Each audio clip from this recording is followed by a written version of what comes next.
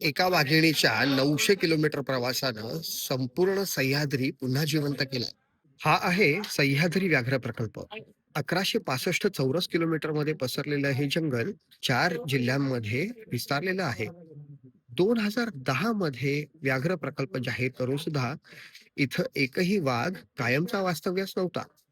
बेटा ताराला, ताडोबातली चंद्रा आता सह्याद्रीची तारा झाली आहे.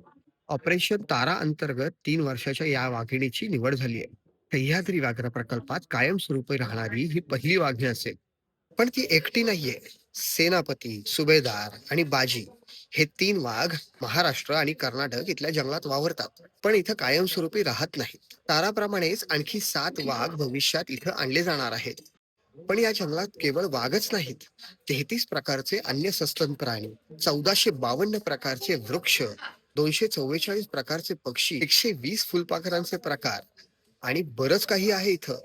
12व्या शतकापासूनचा इतिहास लाभलेला व्याघ्रगड म्हणजेच वासोटा, कुंभर्ली घाटावर नजर ठेवणारा जंगली जयगड, प्रचितगड, भैरवगड हे सुद्धा इथलेच. म्हणूनच सह्याद्री केवळ एकाच दृष्टिकोनातून पाहता येत नाही. निसर्ग आणि इतिहास इथे एकत्र येतात आणि तयार होतात नवीन गोष्टी. अशाच नवनवीन गोष्टी जाणून घेण्यासाठी आणि ऑपरेशन ताराच्या पुढच्या अपडेट्स जाणून घेण्यासाठी आम्हाला फॉलो नक्की करा. भेटूयात प्रवास वेळेच्या पुढच्या भटकंतीवर.